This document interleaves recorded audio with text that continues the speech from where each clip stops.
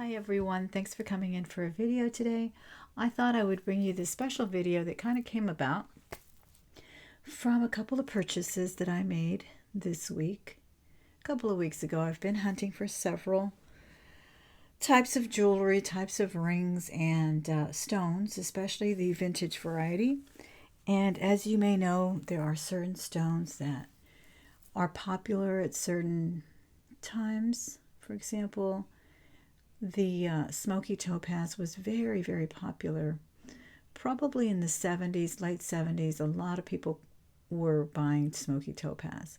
And everyone called it smoky topaz. Nowadays, it's been regulated to quartz, smoky quartz. So I got on the hunt for some and found some wonderful pieces. But I found one that was a little bit higher than I had been paying for the other ones because the one that I found was gold. And I especially liked it because I was in my quest to find this particular ring. I was putting in not only smoky topaz but also smoky quartz. And the one that I found that I fell in love with and just threw me for a loop when it arrived was billed as smoky topaz. And I kept telling myself, well, my birthday's coming up next month. I'm going to buy it for myself as kind of a consolation or a replacement for a ring that my father had bought me when I was 15. And there's my father there when he served the U.S. Air Force, when he served in the U.S. Air Force. And I remember receiving this ring from my dad when I turned 15, and I think it was a special gift for many reasons, and one was because I don't know if you're familiar with the tradition of having a quinceañera. Quinceañera is a special birthday a special birthday celebration party that many Latin American countries, many Spanish-speaking countries, many Mexican-American families still celebrate. When their daughter turns 15, they do a big dance, a big party. Basically, it's almost like a wedding minus the marriage. So I opted out of having one. My sister had one. It was wonderful. It was beautiful. It was at the historic Gunner Hotel in San Antonio. It was amazing. But I just didn't want to go through all that brouhaha. Maybe because I wasn't as popular as my sister, and she had all the friends readily there to help her with her beautiful celebration. And I just wasn't that kind of a person. But when my father came, when we saw each other that day, he came with that very beautiful smoky topaz ring, and it was in gold as well, and it was an oval cut, and it was beautiful, and I loved it for many, many years until it was robbed. It was stolen. My house was robbed, and they took that among other beautiful items. So it hurt, and every time I look at a smoky topaz or I think about that moment, those things really, really hurt. That's the biggest violation, I think, is when you're robbed, and those mementos that are just irreplaceable, they are priceless. So I hunted and hunted, and then I said, I'm going to buy this ring, and I did. And when it arrived, guys, I have got to tell you that I started bawling. I started just talking to my father.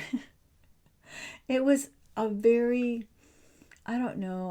I'm really short on words today, but it was almost like an omnipresent moment that came to be when I received this ring. But first I'm going to show you a couple of other smoky topazes, or what they were calling smoky quartz, just so you can see the variation in them.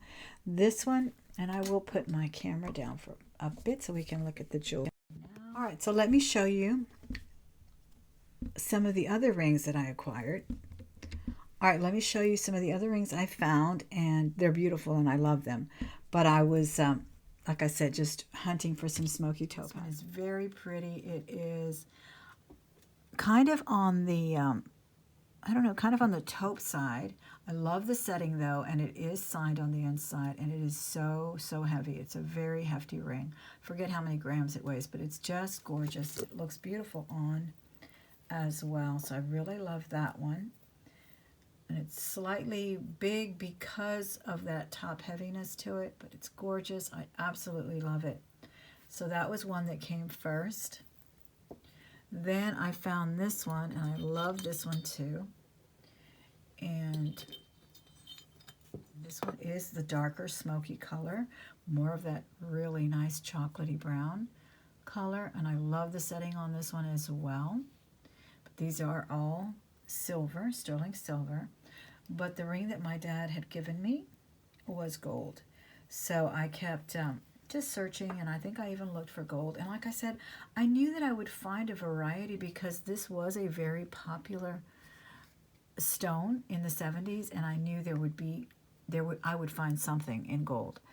Well, when this one was available, and I think I even made her an offer, she declined the offer, and she explained to me that it was a very nice ring. It was pretty much immaculate.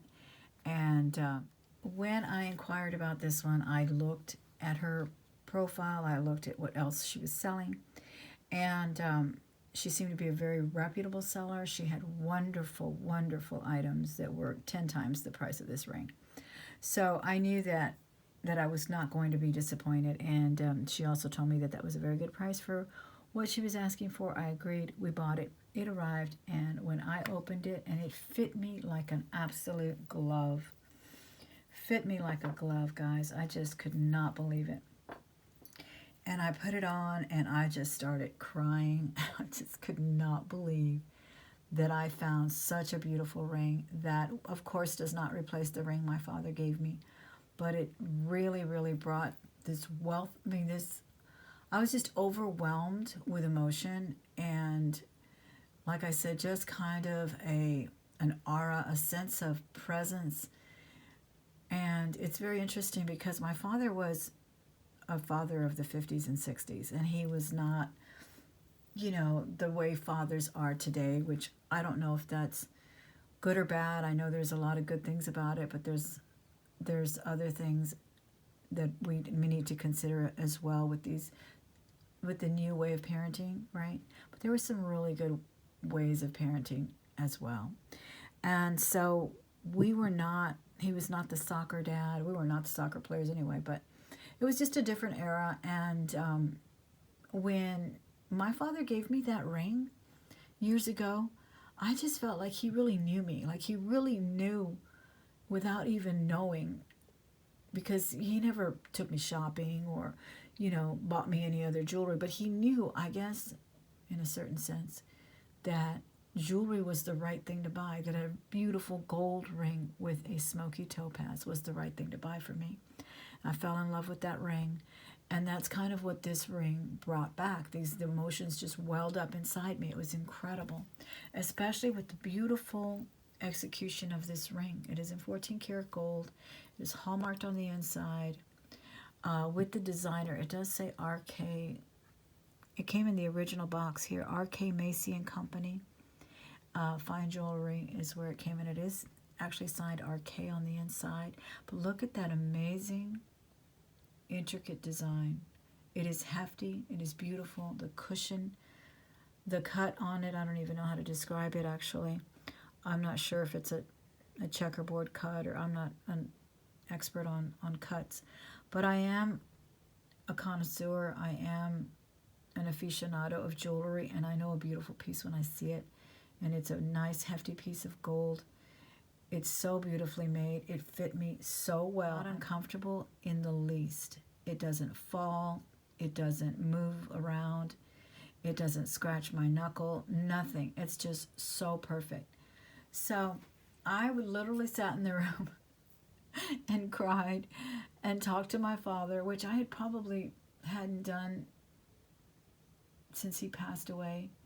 And it'll be actually a few days from now, it's going to be the anniversary of when we lost him. I think about 7 years ago. I'm not even sure. My days are so mixed up. 7 or 8 years ago, he passed away. And so since then, I hadn't really done a lot of talking, right, to my father, to my deceased father.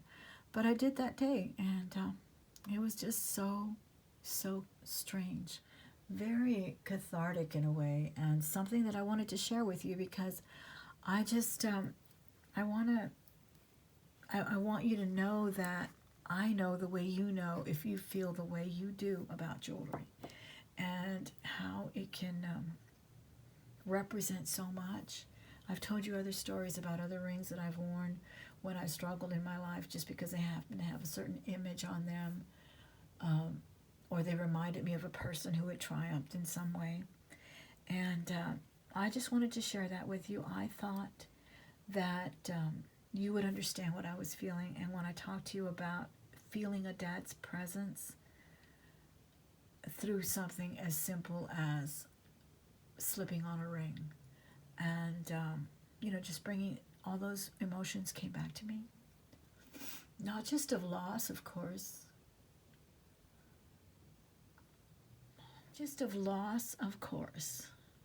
but of a celebration of a life that was shared, a relationship that's like no other. And excuse me.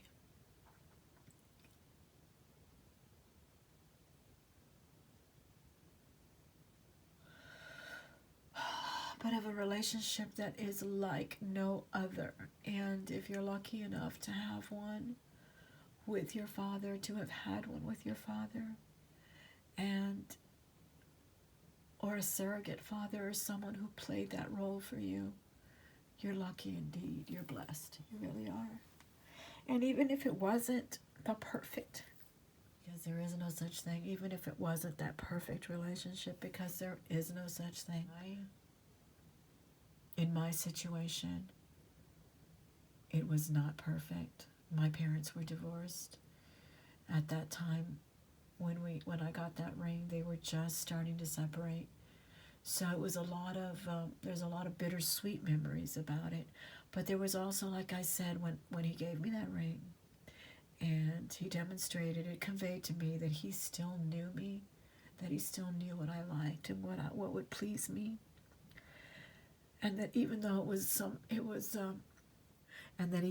a celebration without fanfare, without all of the whistles and what do you call it, the bells and whistles of a formal birthday celebration, it was still an acknowledgement, and it's one that I will be forever grateful for. And again, the only reason I'm showing you this ring is because of the intense emotions that it brought up again for me, and the intense satisfaction of owning a ring like this again. Because of course I can't replace the ring. Of course I can't replace a loved one. But it did bring me great satisfaction and happiness and pride, and I just love it, and I love wearing it. It is an immensely beautiful ring as well, as was the original one that I got. So, forgive all my tears and all my emotive video here. Didn't mean it to be that way, but how can it not be? I hope you enjoyed the video regardless, guys.